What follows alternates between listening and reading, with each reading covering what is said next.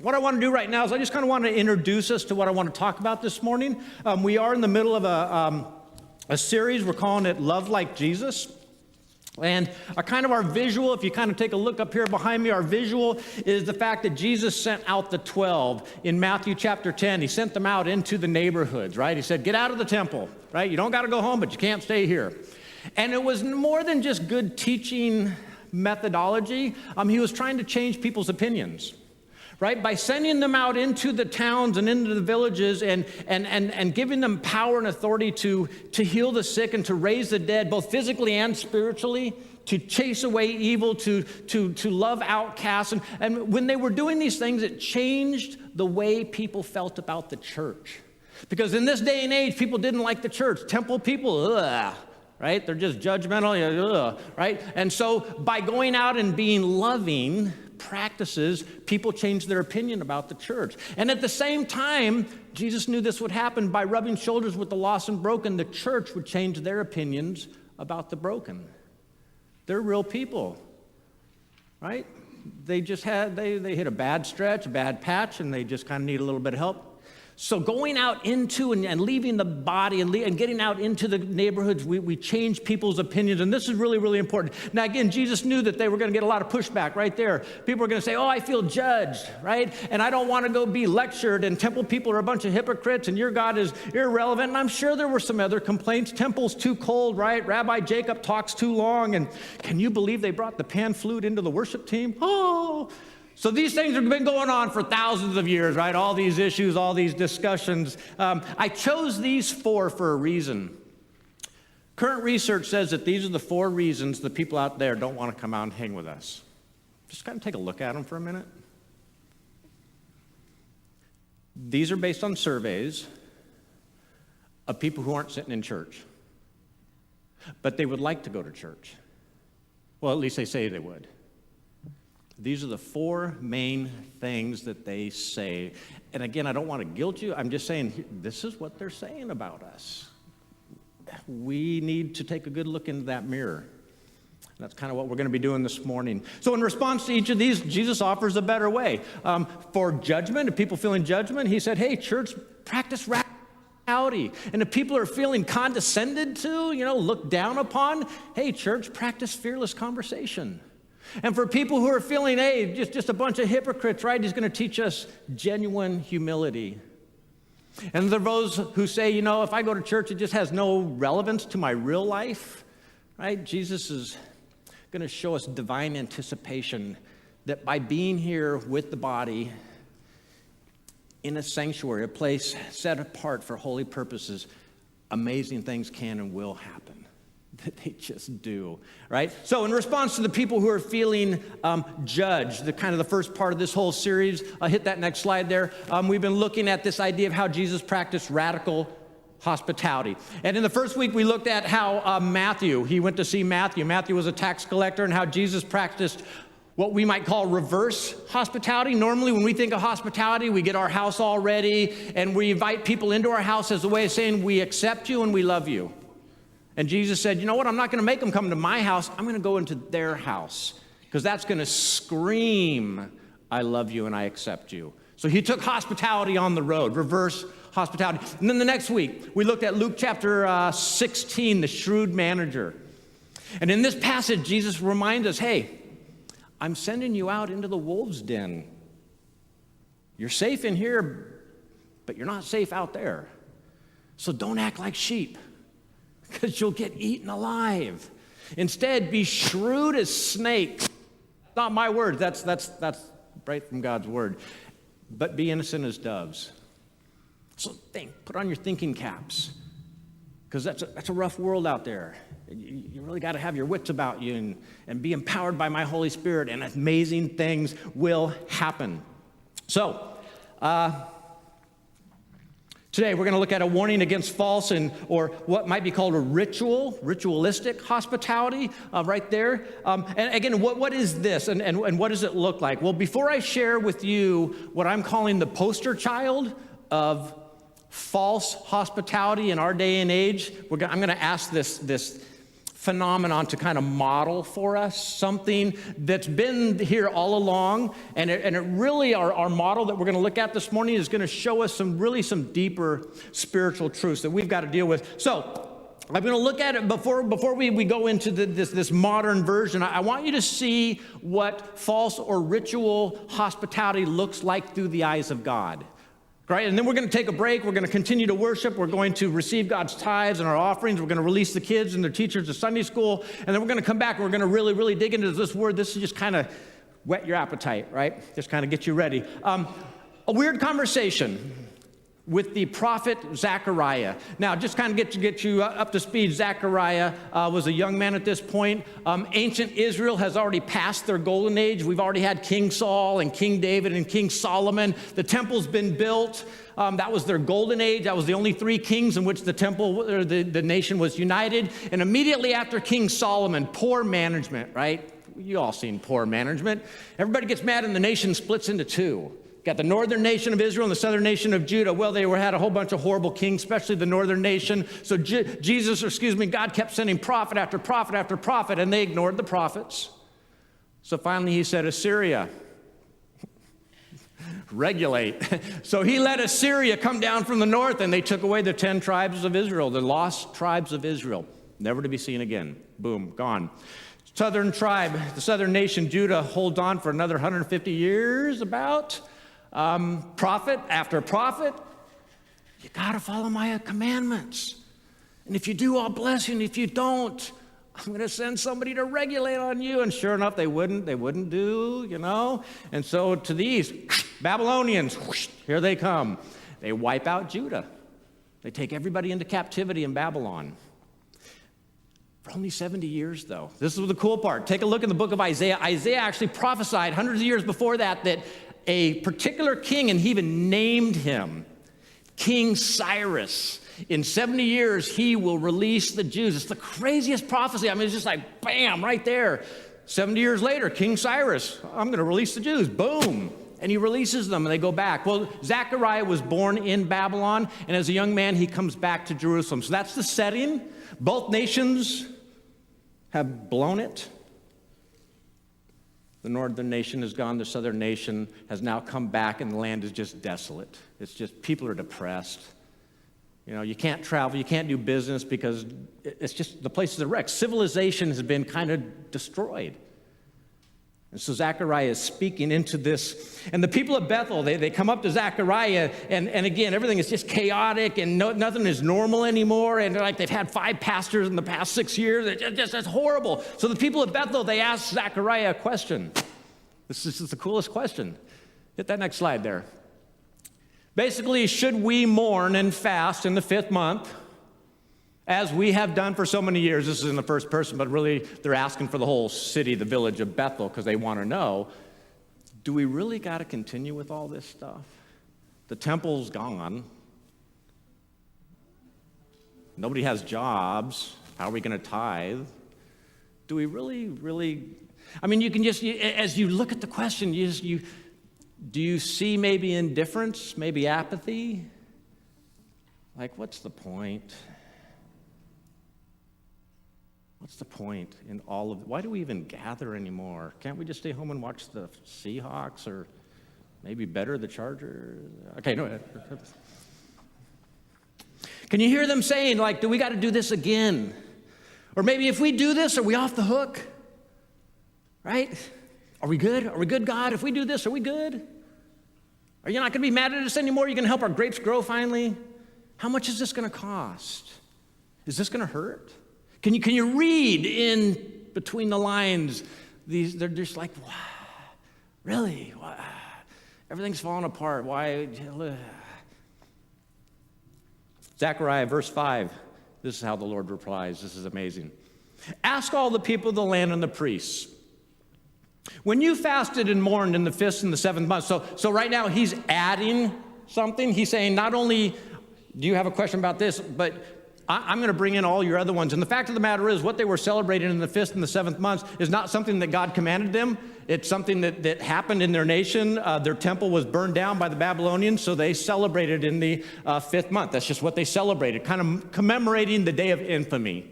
Like our December 7th, right? This is kind of their day where they remember the day the Babylonians burned their temple to the ground. And they gather and they mourn, ashcloth, the whole bit. And the 7th month, there was a king, Gedaliah, who was kind of appointed by the Babylonians. And the Babylonians and the Egyptians, they kind of kept having it out with Judah kind of in the middle. And poor Gedaliah, he sided with the wrong side, and he got killed for it. So they remember that because he was the last Jewish king of that time period. And so basically, God's asking when you fasted and mourned in the 5th and the 7th months of the past 70 years, was it really for me? Was it really for me that you fasted? I didn't command this. You're the ones that ordered it. You pleased yourself in this. In fact, you're complaining more about the inconveniences than the sin that you're fasting in order to remember and abstain from. You're more concerned with, how long is this going to take, right? Had you fasted to me, and if it had been about me, sin would have gone down in our country. Y'all would have sinned less. But that's not what happened. What happened is you decided to stop eating meat, and I never asked you to do that, and so what good is that? So he's saying your rituals are kind of pointless. Why are you doing them? Then it concludes, verse 6, and when you were eating and drinking, were you not just feasting for yourselves? So again, whether or not the reasons were good, basically the people were not celebrating those reasons, whatever those reasons were. And God's like, I don't know why you guys are doing this. I didn't tell you to do it. But they weren't even celebrating those reasons. They were just gathering for a time to feast, and that's what they were doing. It was just a party.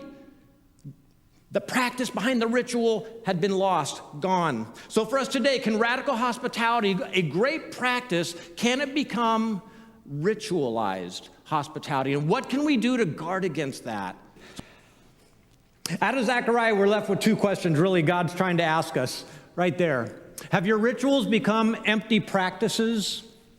Have you forgot why you're doing the rituals? Was there something supposed to be representing that you kind of got lost in time, and you're just kind of, now the holiest part of it is the ritual, right? And the ritual was supposed to, but we forgot. Or maybe have your practices become empty rituals, and they weren't supposed to become empty rituals. They were supposed to stay practices, but now they're just kind of part of your church service. I don't know if you're aware of this. I'm going to hold off on that. Let me explain about rituals just very quick. Rituals and traditions are fantastic.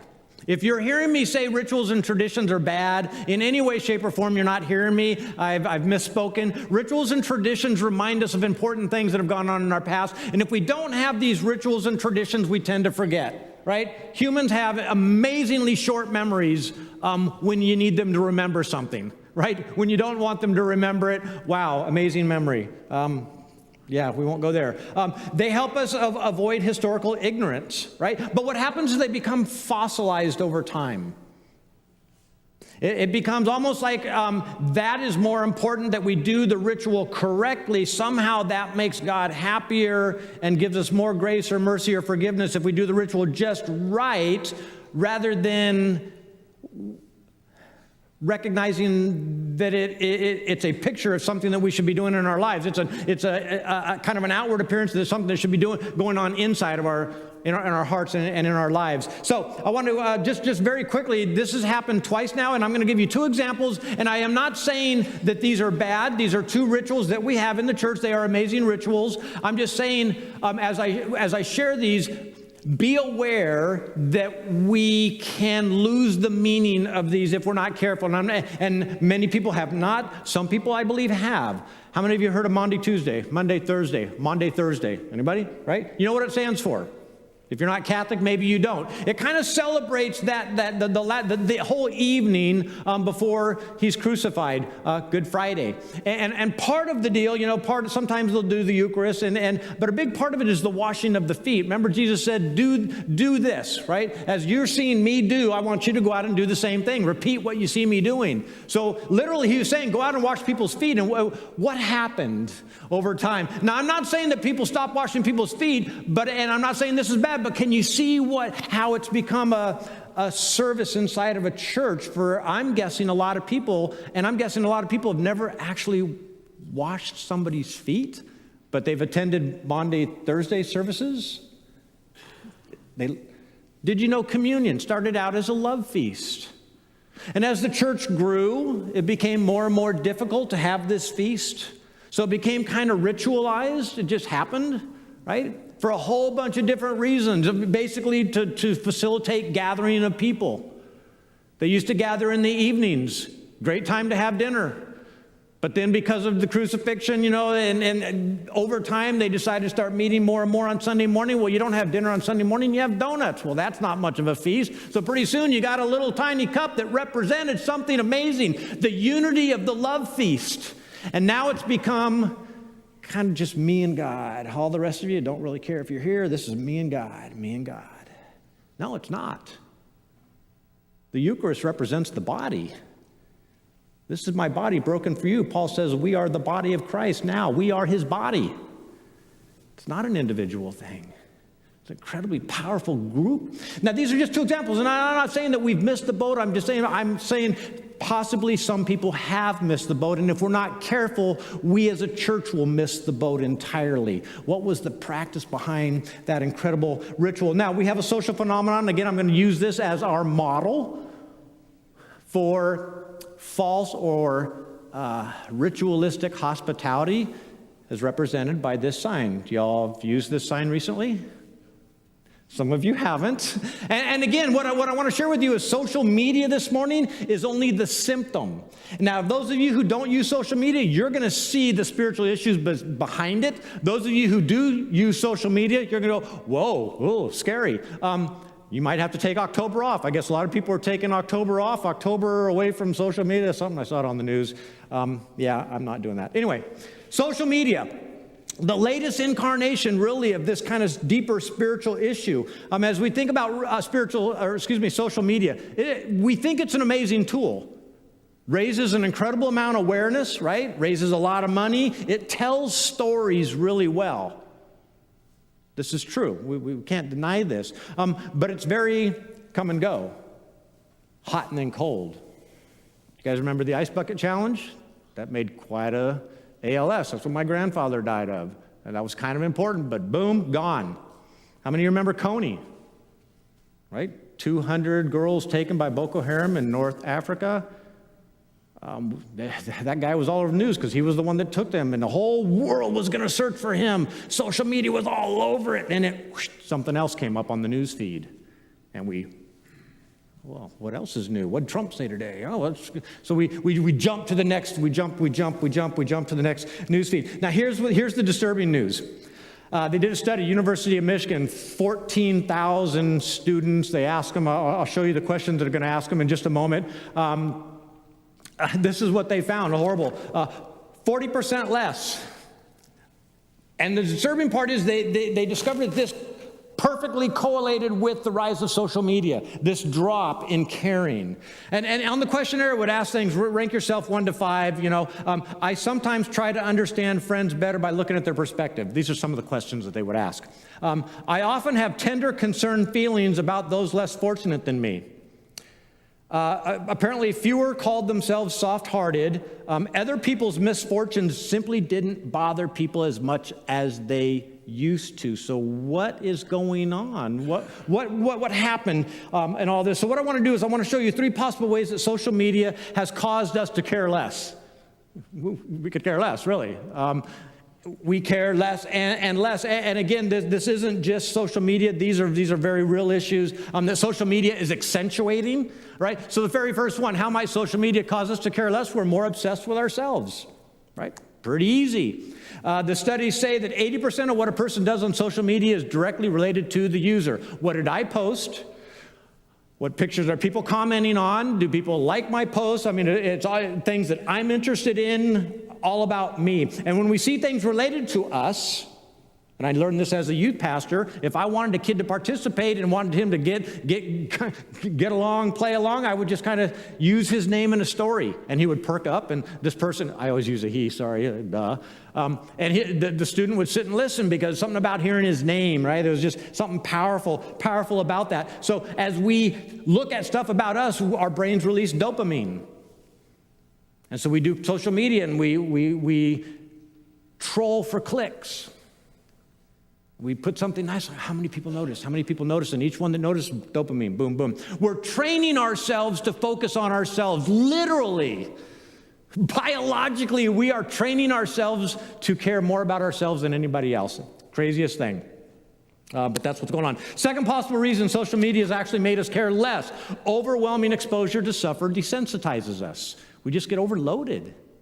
Here's what they found, though, very, very interesting. You see everything on a timeline on your social media. So what happens is you have, a recipe for guacamole. You got some little kid riding his bike. You got somebody getting their heads chopped off in the Middle East because, religious reasons. And you got this news feed, and one item after another is going by, and it doesn't allow you to stop and attribute importance because there's another news item, and you're just kind of, you're swiping and you're flipping through it. And pretty soon, you're kind of, well, which is more important, that guacamole or the guy that got his head cut off?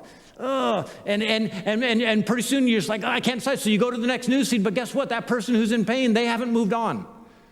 They haven't moved on. They're still feeling the pain, but you've moved on to the next news feed.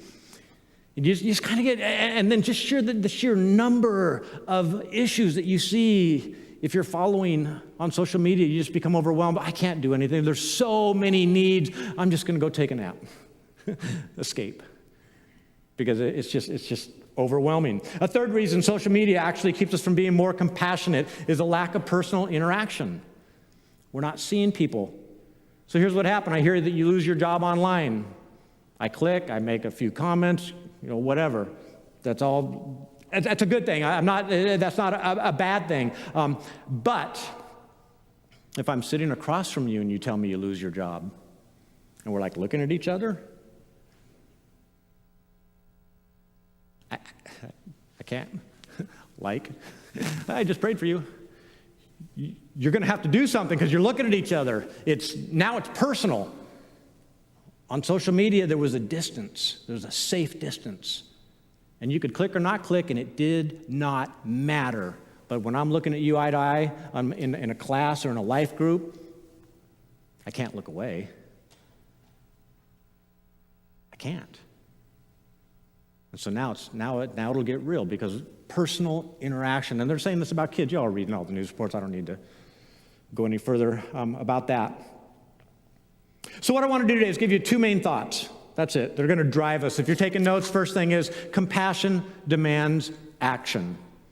Right? True compassion demands action. It's to have such empathy for another person, the bowels of your body yearn to the point that if you don't do something, your stomachache is going to remain. Right? You are feeling the other person's pain. You're not just noticing it. You're not feeling sorry for it. You got a stomachache because they got a stomachache. Right? That's empathy. That's compassion is an action. True compassion demands action. The second thought, if you're taking notes, is this: to say that you care but not act is not to care at all. Now listen, I'm not putting down the clicks, the Instagrams, and all that kind of stuff. I was in the hospital. I don't know if many of you guys are aware of this. I had triple bypass heart surgery, and the people that clicked it mattered. It mattered. Right? A lot of people wrote stuff, calls, texts, whatever. But there were a lot of people that just hearted, the emojis. And as I'm reading through the list, I'm just breaking down. It does matter, you guys, but don't let it stop there. Okay? It does matter, but it shouldn't stop with a click. It's got to be followed up with something else, right? Caring isn't clicking. Caring is acting. The fact of the matter is, when you look at the life of Jesus, every single time that you see the word compassion connected to the life of Jesus Christ, you're going to notice something. Every single time when he feels compassion, he can't move on. He always stops. Watch this. Just give me a couple examples. Mark chapter 1, verse 40 and 41. A man with leprosy came to him, begged him on his knees, "If you are willing, you can make me clean." Nobody else is willing. Nobody else will even touch me. They're making me stay outside the city walls. Nobody has come close to me in years. But if you're willing, I know you're the son of David. You bring healing on your wings. I've read my prophecies. I know who you are. If you are willing, you can make me clean. I want you to notice something. Jesus was indignant. He wasn't sad. I think he was angry that this man's condition had isolated him from human beings, and Jesus knew that that's death. That's a living death. And Jesus is, I don't think he's indignant so much at the disease, he's indignant about people, the way people treated this person with this hurt and this pain and this brokenness in their lives. You can't even come into the town. Stay outside the town. Jesus was indignant. He reached out his hand and touched the man and says, I am willing. Nobody else is, but I am willing. Now listen, I want you to notice the focal point of the whole story. What's the focal point of the emotion? It's not on the man with leprosy. It's on Jesus, the person viewing it. That's the whole point of this passage, that Jesus felt. And it's not like Jesus felt, oh man, I'm glad I don't look like that guy. No, that's not what he was thinking at all. He was thinking, what if I did look like that guy? What pain would I be feeling? This requires action right now. And Jesus took action immediately. This is in Gospel of Matthew, chapter 14, verse 14. When Jesus landed and he saw a large crowd, he had compassion on them and he healed their sick. He didn't say, I'll be praying for y'all. Hope you do okay. He was moved to action. He allowed their sickness to make him sick. He stayed close to it to make sure that that happened. Now understand, as God the Son, Jesus had access to the world's news feed. And he did pray for him, but during his lifetime, you watch very closely, he had priorities. He never traveled more than 200 miles from his hometown. In fact, he told the disciples, you'll do so many things past what I'm able to do, because right now in this human body, I'm very limited. So are we. But if you watch the way he lived his life, he never walked away from a need. He dealt with it. It's not like he was walking around with wads of cash either, y'all. You notice that. He never, hey, let me give you a 20. Never once does he give anybody money. He forgives them, and he touches them, and he cares for them. But he does move on because he's going somewhere. He knows on his way to doing something amazing, man, focus, but then people's compassion, and he was like, oh, the cross, and he'd stop. I'll help you, but I'm on my way to something big, because where I'm on my way, I'm going to fix everything. But I'm going to stop and fix you right now, because I know you can't wait. You're hurting, and I'm not going to turn away, and I'm not going to walk away. It's not going to happen. It's not going to happen. That was the practices of Jesus. He didn't walk away. Let me give you just 3 thoughts very quickly. Number 1, compassion interrupts. Compassion interrupts. If you look at Jesus, we're going to see it time and time again. He was interrupted, right? Mark chapter 6, same story, verse 31. Check it out. Then, because so many people were coming and going that they did not even have a chance to eat, he said to his disciples, come with me by yourselves to a quiet place and get some rest. Next verse, verse 32 and 33. So they went down by themselves in a boat to a solitary place. But many who saw them leaving recognized them, and they ran on foot, went around the coast from all the towns, and got there ahead of them. Again, Jesus and disciples, they're just wiped out. They are completely wiped out. They've been ministering. They've been serving. I don't know if they've been trimming trees out there. I was broke yesterday afternoon. Oh, my goodness, right? I don't know what it was. Basically, just like take the kids, right? And or else I'm going to give away the kids. Moms, you've had that feeling. Somebody's going to help me now, or somebody's going to pay, right? You've had that feeling. You've had it up to here. And then there's another need hit. Dads, we yell and scream, but moms, I've watched, they just stop and help. I'm just amazed. It's a good thing dads don't run households. We think we do. Got off track there, sorry. So he sees the crowd, right? Verse 34, when he saw the crowd, and he's wiped out, the disciples are wiped out, but when he landed and he saw the large crowd, he had compassion on them, because they were like sheep without a shepherd. They were frightened, they were scared, they were harried. So he began teaching them many things. Second thing, if you're taking notes, compassion costs. Jesus tells a great story. It's called the Good Samaritan. You've all heard this story. Guy traveling, he's a Samaritan. Nobody really likes him. The Jews don't like him.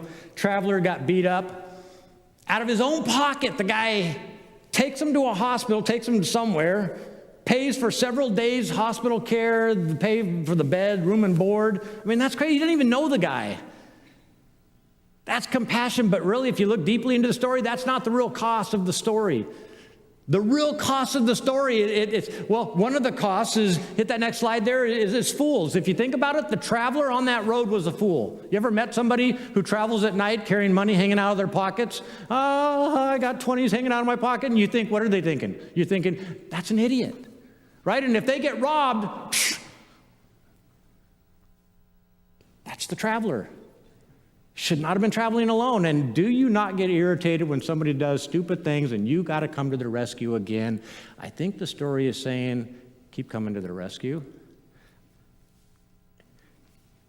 Fools, another cost, and not time or money, but unbelievers. This is represented by the priest.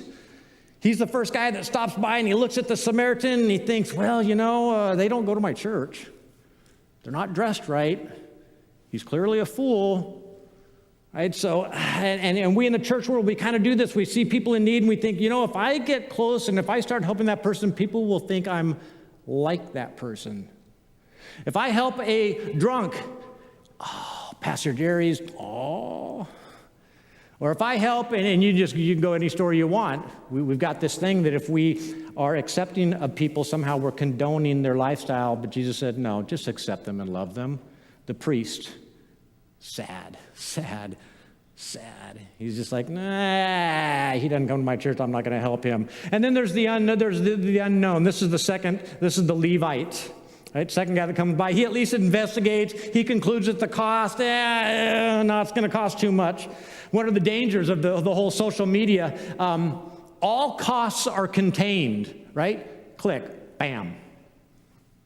Got delivered, got stamped, delivered, read, didn't cost me a penny. Click, boom, done. But the fact of the matter is, as the Levite clearly shows us, if you're weighing the cost, that might cost me too much, you're probably going to walk away. If you're calculating, I can almost promise you it's going to cost too much. And then finally, there's the haters in the story. This is the Samaritan. Everybody hated him. The Jews hated him. Had every reason to walk by him. The injured man was a Jew, was a Samaritan. He was a Jew. The Samaritan was going to help him. Samaritans did not like the Jews at all. You notice two favorite targets on social media, Americans and un-Americans, and Christians and non-Christians. Has anybody noticed that? That's it's the craziest battle lines, right? So here's the thing. Clicking, clean, compassion is messy. But there's beauty behind all this.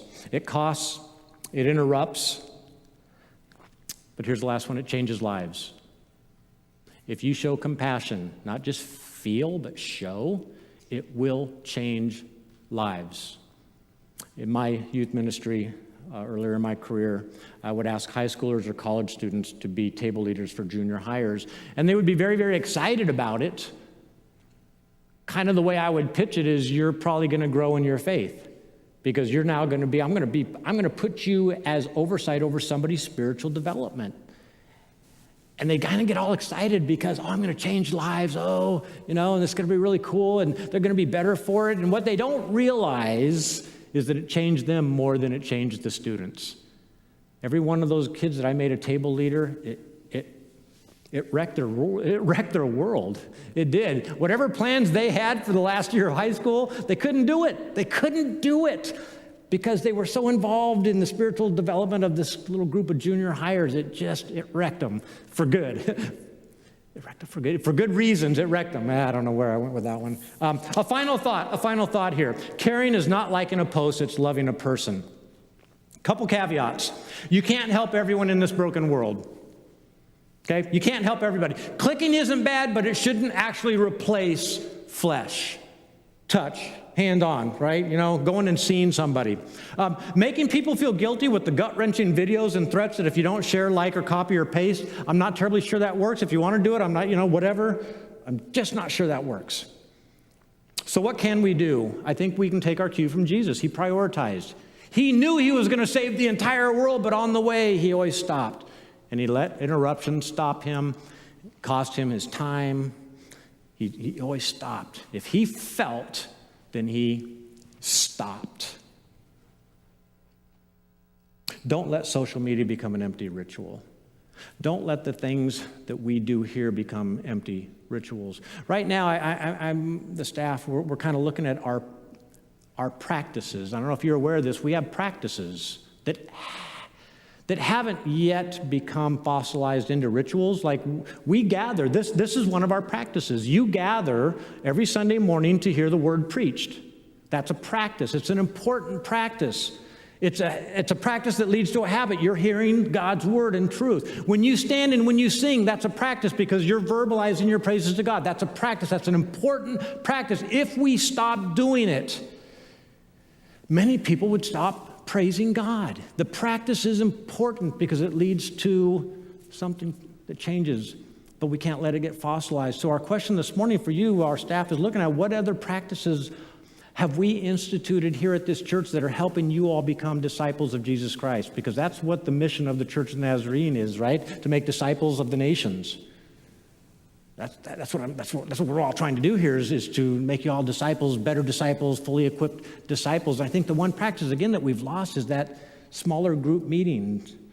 So again, I want to encourage you, if you haven't picked up that practice of a Sunday school class, and again, Sunday school classes are kind of safe, because you're not going to be asked too much. You're not going to be asked to go to somebody's house, right? You don't have to kick in for babysitting. Sunday school is a nice, safe first step. But some of you, you've decided, I like this place.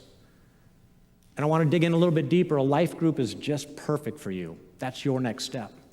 Men's group, women's group, young couples, old couples, people that aren't couples anymore. I don't know what kind of groups we got. It's all right there in your menu. What is your next step? What practice? It's just kind of personal. What practice maybe do you need to re-examine and make it real again? Or what ritual do you need to attach a practice to give it some depth and some meat?